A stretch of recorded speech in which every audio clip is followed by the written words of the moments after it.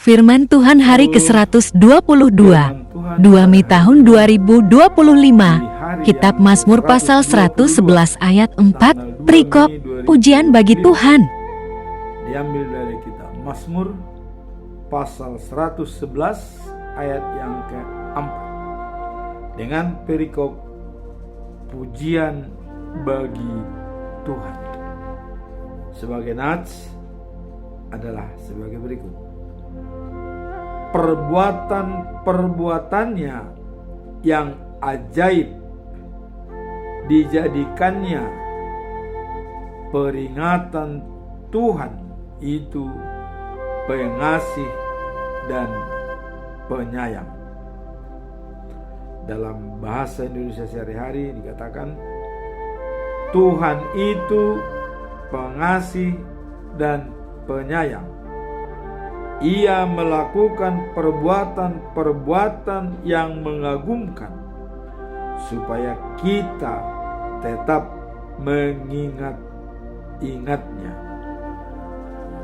Dalam bahasa Batak Toba Siganupari di Dok Songon, ndang diloas Jahoba tahalupahon akka haolongon na binahenna pardinggan basa jala parasiroha do ibana. Demikianlah firman Tuhan pada hari ini. Kita tetap mengacu pada ayat bulanan atau bulan Mei tahun 2025 dengan topik ialah mengasihi dan mengikuti Yesus dengan setia dalam pertobatan dan doa untuk kesejahteraan bersama ciptaannya.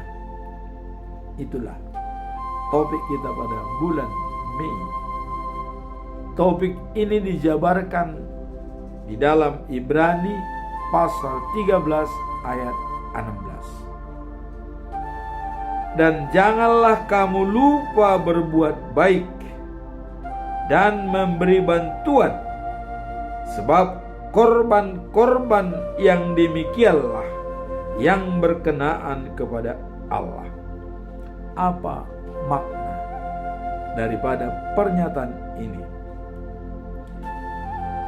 Tindakan berbagi dan memberi kepada orang lain, khusus kepada mereka yang membutuhkan. Itulah makna daripada perikop ini atau ayat ini. Dan bagaimana dengan pesan moral? Menyebarkan kasih Tuhan kepada orang lain dan memperkuat iman kita sekaligus. Jadi menyebarkan kasih Tuhan kepada orang lain itu sekaligus untuk memperkuat iman kita. Nah, apa yang bisa kita pelajari dari makna dan pesan moral tersebut?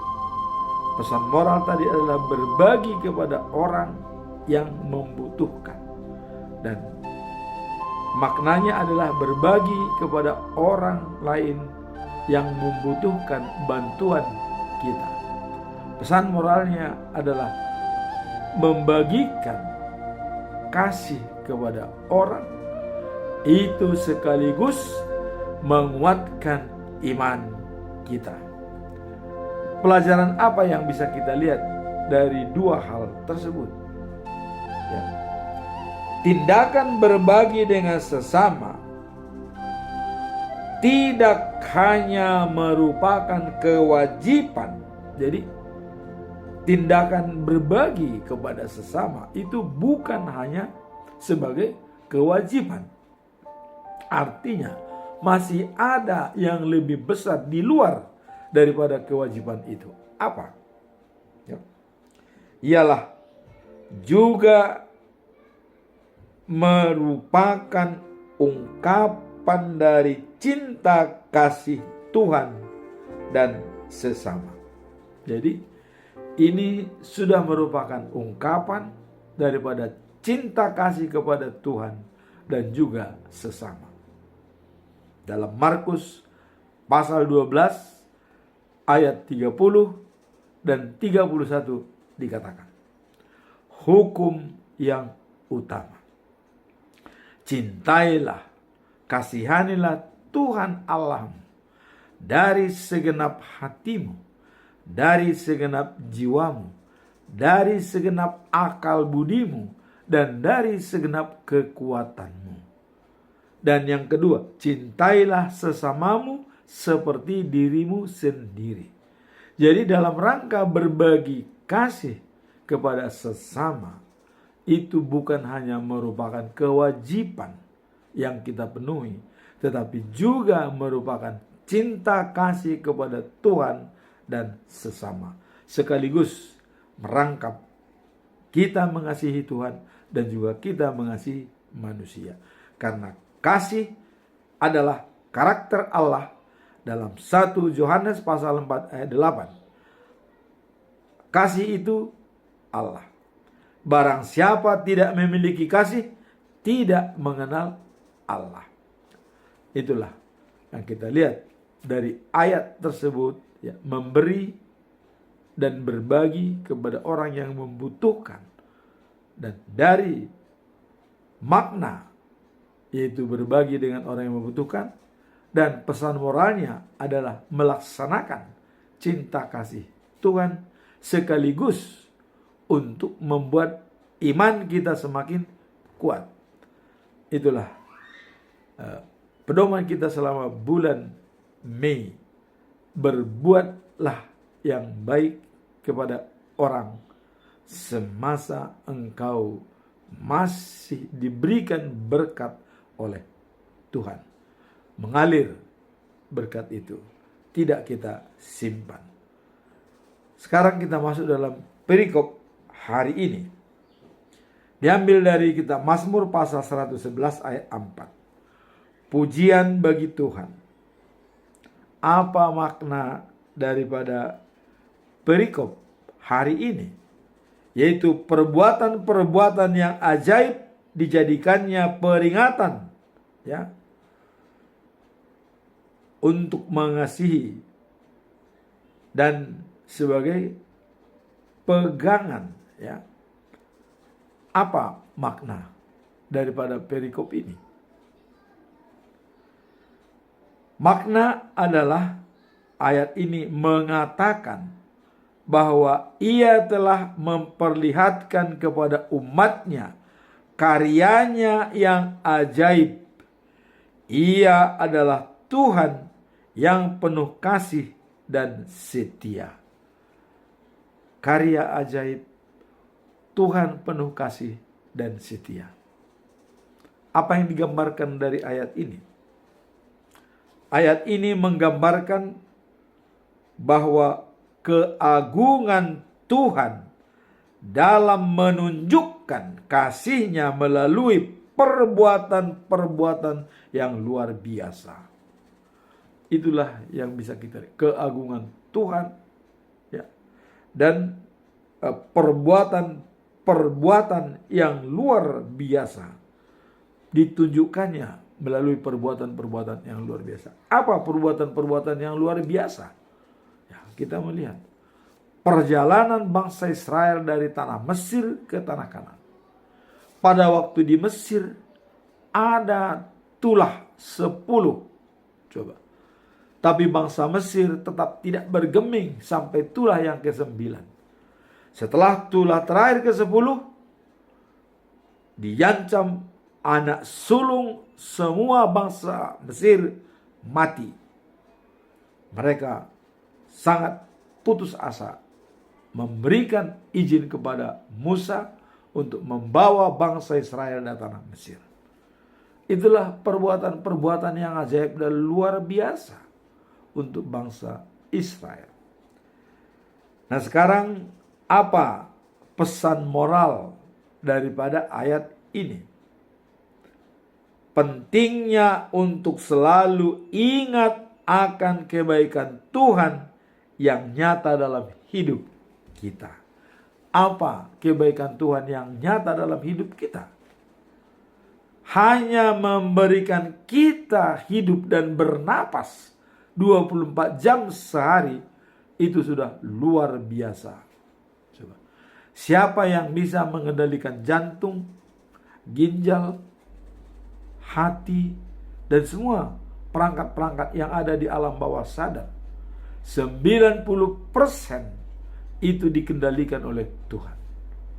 Yang kita bisa kendalikan itu hanya 10%, yaitu tangan, mata, hidung, telinga, ya, mulut, ya, lidah. Itu yang bisa kita kendalikan. 90% itu dikendalikan oleh Tuhan dalam hidup kita setiap hari, dalam 24 jam selama kita hidup. Apa bukan itu luar biasa? Maka di sini dikatakan bahwa pentingnya untuk selalu ingat akan kebaikan Tuhan yang nyata dalam hidup kita. Jadi kalau mengingat kebaikan Tuhan, kita cukup membayangkan 24 jam kita bisa bernapas, dikendalikan oleh alam bawah sadar, oleh Tuhan. Tidak usah jauh-jauh. Habis itu apa yang kita dapat dalam hidup kita yang sudah, bagi yang berusia 70 tahun ke atas, cukup banyak pengalaman-pengalaman yang dialami. Jadi jangan pernah kita meninggalkan Tuhan atau tidak ingat kepada Tuhan. Kalau penyertaan Tuhan itu luar biasa kepada kita setiap hari. Coba istirahat jantung kita 5 menit saja, istirahat, selesai kita. Gak ada artinya hidup ini. Selesai. Pangkat, jabatan, kekayaan, tidak ada artinya. Istirahat jantung selama 5 menit. Apa yang bisa kita lakukan? Selesai sudah. Ya. Maka itulah kita selalu ingat kebaikan Tuhan dalam diri kita. Sekarang kita lihat pembelajaran dari ayat ini. Apa pembelajaran yang bisa kita petik? Saya melihat di sini ada 4 pembelajaran yang mau saya sampaikan. Pertama, pengalaman hidup yang kaya bisa menjadi saksi karya Tuhan, ya, yang patut dibagikan kepada orang lain. Jadi pengalaman hidup kita yang banyak, yang sangat kaya, itu merupakan karya Tuhan yang bisa dibagikan kepada orang lain. Banyak pengalaman-pengalaman hidup yang kita telah lalui. Maka orang bijak mengatakan, ya, pengalaman adalah guru yang paling baik. Ya, experience is the best teacher. Pengalaman adalah guru yang paling baik. Pengalaman-pengalaman yang kita alami berdasarkan karya Tuhan dalam hidup kita sangat banyak. Bisa kita bertahan hidup sampai umur 70 tahun, itu sudah merupakan karya yang luar biasa dari Tuhan untuk hidup kita. Pembelajaran yang kedua, kita diajak untuk memperhatikan setiap berkat, ya, meskipun dalam kesederhanaan, dan untuk bersyukur atas kasih-Nya yang selalu menyertai kita. Jadi dengan demikian, berkat yang diberikan sesederhana apapun, kita harus mengucap syukur. Mengucap syukur dalam segala hal, karena itulah yang dikehendaki oleh Tuhan Allah. Mazmur 50 ayat 23. Mengucap syukur sebagai korban persembahan kepada Tuhan. Kemudian pembelajaran yang ketiga, refleksi akan karya-karya Tuhan dalam hidup sehari-hari dapat membangun peran dan memberikan harapan baru kepada orang lain. Jadi refleksi daripada karya-karya Tuhan dalam hidup kita yang sudah banyak. Kita, dalam istilah orang, sudah banyak makan garam, sudah banyak pengalaman. Itu refleksi karya Tuhan yang bisa kita bagikan kepada orang lain. itulah adanya hubungan antara generasi tua dengan generasi muda sebagai membangun kelangsungan, baik itu dalam silsilah seperti tarombo maupun mewariskan kebaikan-kebaikan dari orang tua yang berpengalaman kepada anaknya. Maka orang tua yang berhasil adalah apabila anak-anaknya melakukan apa yang dilakukan oleh orang tuanya. Apakah ada konotasi negatif?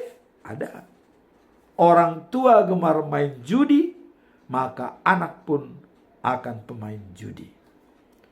Orang tua gemar berkhotbah dan menyampaikan pesan-pesan moral yang baik, anak pun akan mencontohnya untuk menjalankannya dengan baik. Maka dalam istilah Batak mengatakan, ya, dang dao tubis sian bonana, molo dao diharap babi. Tidak jauh orang tua dari anaknya. Kalau dia jauh, dia akan bisa dimakan oleh binatang buas. Dalam arti segala sesuatu yang baik yang telah diterima oleh orang tua, diwariskanlah itu kepada anak-anaknya yang terbaik. Karena pada umumnya orang Kristen yang sudah dibaptis sudah hidup baru, artinya meninggalkan kegelapan, diwariskan kepada anak-anaknya untuk hidup baru.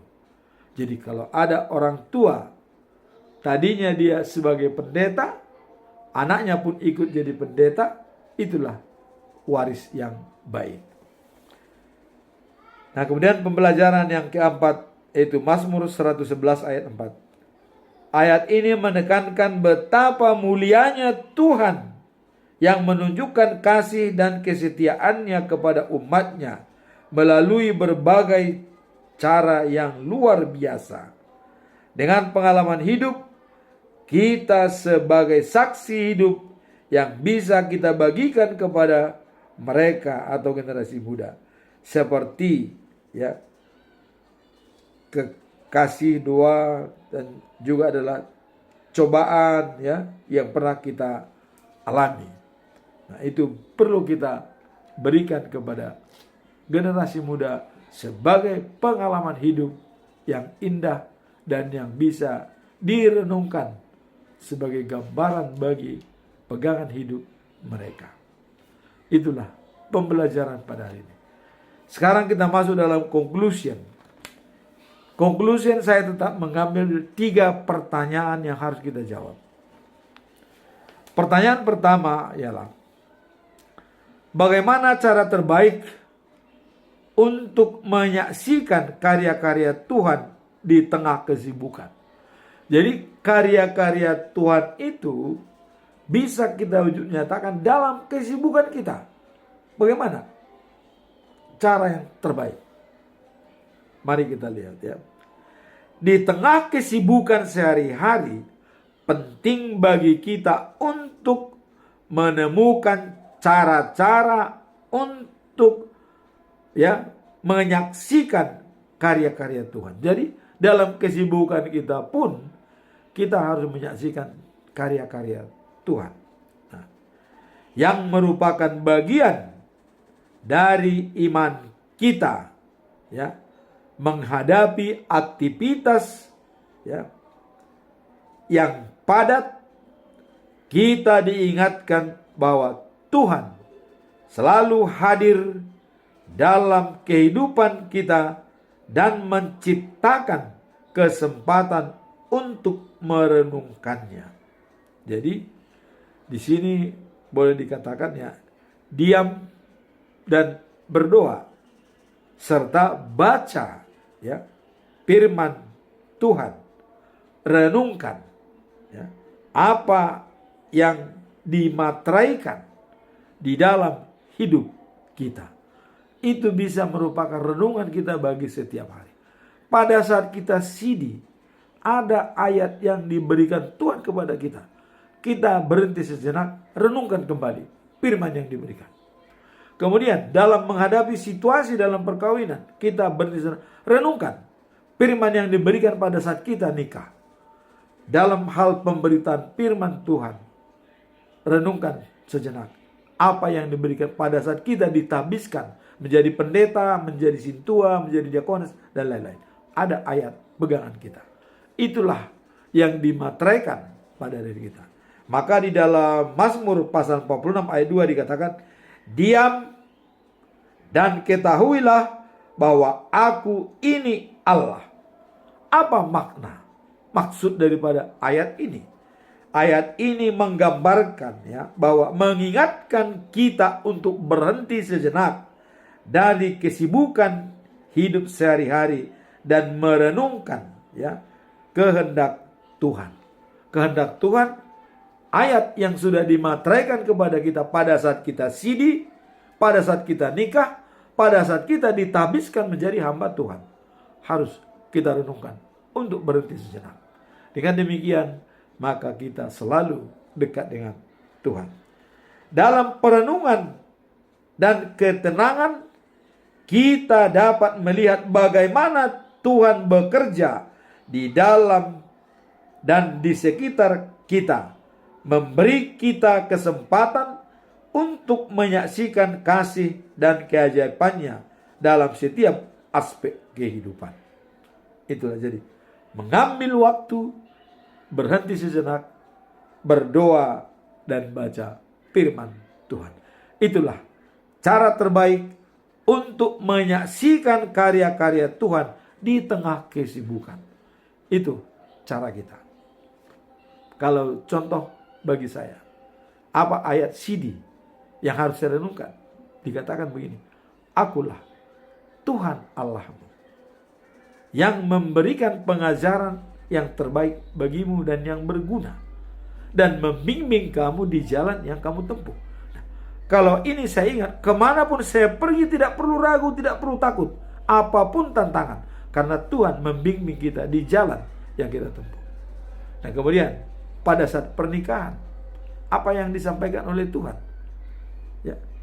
Tujukanlah perhatianmu kepada Yesus sebagai dapat menyempurnakan dan memperbaiki segala iman. Jadi tunjukkan pandangan kita tertuju kepada Yesus yang menyempurnakan iman kita di dalam hidup kita. Kemudian pada saat ditabiskan menjadi sintua, itu di dalam Kisah Rasul 5 ayat 29, Petrus mengatakan pada saat dia ditekan oleh guru-guru agama, jangan beritakan firman Tuhan atas nama Yesus. Tapi Petrus mengatakan, kami harus lebih turut kepada Allah daripada manusia. Itulah pedoman yang bisa kita renungkan untuk diam sejenak, mengevaluasi kembali dalam kesibukan kita sehari-hari. Sekarang pertanyaan kedua. Apa yang membuat kita seringkali melupakan kebaikan Tuhan dalam hidup kita, meskipun sudah banyak pengalaman yang kita lalui? Apa yang membuat kita seringkali melupakan kebaikan Tuhan, walaupun sudah banyak pengalaman kita dengan Tuhan? Mari kita lihat Seringkali kita melupakan kebaikan Tuhan meskipun telah mengalami berbagai pengalaman hidup. Hal ini bisa disebabkan oleh fokus kita lebih tertuju pada tantangan dan masalah yang dihadapi, meskipun Tuhan telah menunjukkan kasih dan penyertaannya. Jadi kita cenderung kalau sudah menghadapi masalah, kita larut dalam permasalahan, lupa kita karena banyaknya tantangan. Kita hanya berfokus ke sana. Tadi dikatakan diam sejenak, renungkan firman Tuhan. Itulah jawabannya. Dalam Mazmur 103 ayat 2 dikatakan, panggillah Tuhan, pujilah Tuhan, hai jiwaku, dan janganlah lupakan segala kebaikannya. Itu jawaban. Dan tengah-tengah kesibukan yang sering kita melupakan Tuhan karena kita fokus pada tantangan dan permasalahan yang timbul, sehingga kita berkelit-kelit di dalam masalah tersebut. Tidak ada ujungnya dan tidak ada pangkalnya lagi, tapi sudah merupakan benang kusut, ya, sehingga kita lupa untuk mempercayakan kepada Tuhan. Di sini diingatkan, pujilah Tuhan hai jiwaku, dan janganlah lupakan segala kebaikannya. Kembali kita ke firman Tuhan. Nah, dalam ayat ini kita diajarkan untuk tidak melupakan kebaikan Tuhan yang telah dinyatakan dalam hidup kita. Nah, seringkali kita lebih fokus pada permasalahan dan tantangan yang kita hadapi, banyaknya berbuat yang telah kita terima. Nah, mengingat kebaikan Tuhan dalam menambahkan kita memperkuat iman dan menjaga rasa syukur di tengah situasi yang sulit. Jadi mengingatkan kita kasih Tuhan, dan kita harus mengucap syukur dalam kesulitan yang kita hadapi. Jangan terlena, jangan terpengaruh oleh situasi-situasi yang kondisi. Tapi kita bisa menentukan diri kita sendiri kalau kita merenung sejenak, dengarkan firman Tuhan. Pertanyaan nomor 3 atau terakhir. Dalam situasi sulit, bagaimana kita dapat tetap melihat dan mengapresiasi karya Tuhan yang ajaib?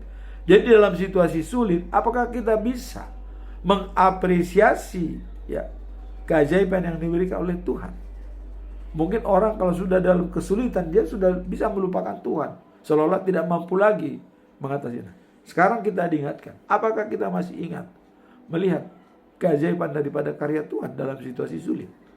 Mari kita lihat, ya. Nah, dalam situasi sulit, ya, penting untuk mengingat bahwa karya Tuhan yang ajaib seringkali terlihat dengan cara yang tidak terduga. Jadi ada kalanya cara Tuhan tidak terduga dalam hidup kita. Kita harus sering mengingat. Nah, sebagai orang percaya, kita diajarkan untuk tetap bersyukur dan mencari penunjukan Tuhan di tengah kesulitan. Jadi bersyukur dan mencari bimbingan dan penunjukan Tuhan di saat kita mengalami kesulitan. Itu bisa dibantu oleh Roh Kudus yang membantu kita dalam aktivitas kita. Dalam Roma pasal 8 ayat 28 dikatakan, dan kita tahu bahwa segala sesuatu bekerja bersama-sama untuk kebaikan bagi mereka yang mengasihi Allah, yaitu bagi mereka yang terpanggil sesuai dengan rencana Allah. Jadi artinya kita tahu bahwa segala sesuatu bekerja bersama-sama untuk kebaikan bagi mereka yang mengasihi Allah. Jadi bagi mereka yang sudah mengasihi Allah, dia akan bekerja bersama-sama, saling menguatkan, saling mendukung, dan saling memahami antara satu dengan yang lain dengan memakai kebaikan Allah. Nah, ayat ini mengingatkan kita bahwa dalam setiap langkah situasi sulit, Tuhan memiliki rencana lebih besar untuk hidup kita. Ketika sesuatu tampak gelap dan tanpa harapan, jadi kelihatan tampak gelap dan juga tanpa harapan, ya. Nah, iman kita kepada Tuhan menjadi sumber kekuatan yang mengajak kita untuk melihat adanya tujuan dan kebaikan di balik setiap pengalaman. Nah, jadi dalam situasi, ya, melihat tampaknya gelap dan juga tidak ada harapan, yang bekerja adalah iman kita. Karena kita diselamatkan hanya karena iman. Dan kita bisa mengetahui kebenaran iman adalah dengan Alkitab. Itulah yang kita pakai. Jadi kalau kita sudah menghadapi sesuatu yang gelap tanpa ada harapan, iman kita masih bisa bekerja berhubungan dengan Tuhan. Maka perkuatlah iman kita supaya tetap menyala bersatu dengan Tuhan. Amin. Tuhan memberkati kita semua.